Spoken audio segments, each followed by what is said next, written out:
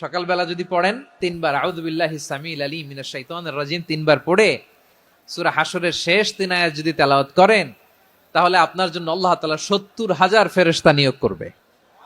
সারা দিন তারা আপনার জন্য মাগফিরাতের দোয়া করবে। আর ওই দিন ইন্তেকাল করলে আল্লাহ তাআলা শহীদ হিসেবে আপনাকে কিয়ামতের দিন দাঁড় করাবে।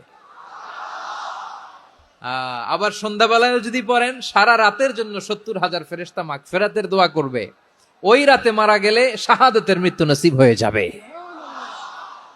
আযকারুস সাবাহি ওয়াল মাসা, সকাল সন্ধ্যার যে জিকির, এই জিকিরের অন্তর্ভুক্ত করে নেবেন এই ওয়াজিফাটা।